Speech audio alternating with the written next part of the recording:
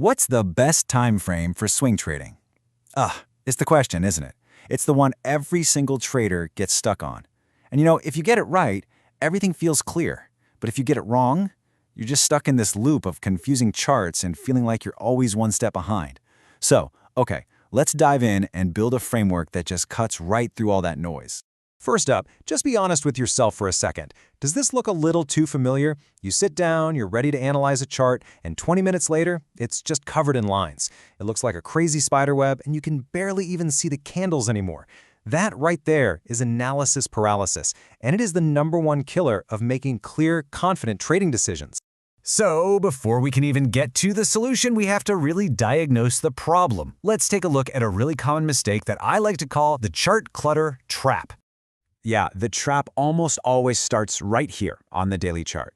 Now look, the daily chart is useful for sure, but when you're trying to find your main areas for swing trading, it can be an absolute minefield. It's like it's begging you to draw a line on every tiny little dip and bounce, making you think they're all super important.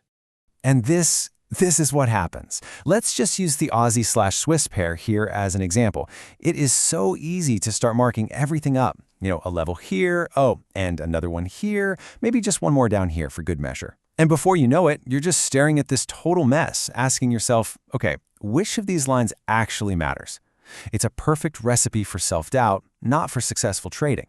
So, how in the world do we escape this trap? How do we find that clarity we're all looking for? Well, it's actually way simpler than you probably think. It's not about adding more indicators or more analysis, it's about shifting your perspective. It's time to just zoom out. Now, think about this for a second. A single daily candle, that gives you the story of one day. But a weekly candle, that single candle holds 5 full days of buying, of selling, of all that struggle between bulls and bears.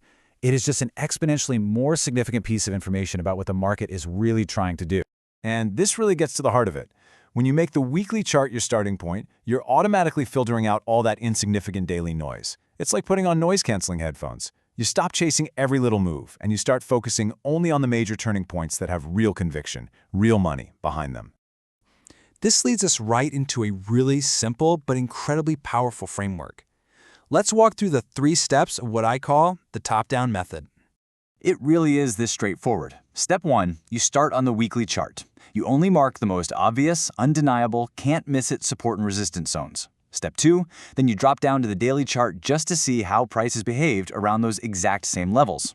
In step 3, you patiently wait for price to come to you, to come to one of your high probability zones, and then you start looking for an entry. This whole process just forces you to be disciplined and focused. Okay, enough theory. That's all well and good, right? Let's actually put this method to work and see how it can bring instant clarity to a real chart. All right, let's pull up the pound/yen weekly chart. Right away, your eyes should go to that obvious resistance area right at the top. Below that, there's a super clear level that's been rejected over and over again, and then way down at the bottom, we've got a major support zone and another key swing low. And here's the crucial part. These 4 or 5 lines, that's it. That's our entire map. Everything else in between is just noise that we can now completely ignore. Now for the magic. We take those exact same levels we just found, and we drop down to the daily chart. And just look at the difference. It's so clean. Those key levels from the weekly give us this simple, powerful framework. All that minor, confusing clutter we saw before, it's just gone. We now have clear, high-probability zones to focus all of our attention on. Okay, but for those of you who want to take this to an even higher level, there's a little secret weapon you can add to your arsenal, and that's the monthly chart. That's right. If you want to find the most powerful, structurally significant levels on any chart, you can start on the monthly. Now, you won't always find an obvious level there, but when you do, oh man. It's like finding a structural pillar of the entire market. These levels carry enormous weight.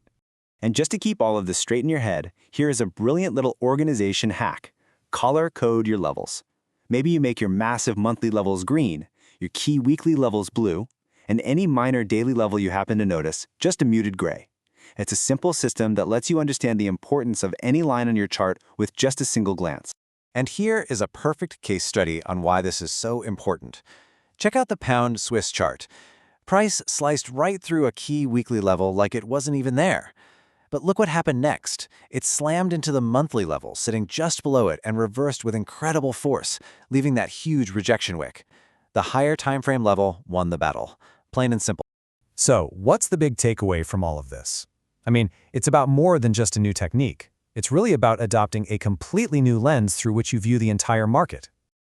Ultimately, everything we've talked about in this explainer really just comes down to one core idea: seeing the forest for the trees. By starting your analysis on the higher time frames, you're giving yourself a reliable map. You're trading based on the market's major highways instead of getting lost on every single confusing side street. So I'll just leave you with this one question. The difference between trading with a clean, focused chart that's built on high probability levels versus a cluttered, confusing one, it isn't small. It is night and day.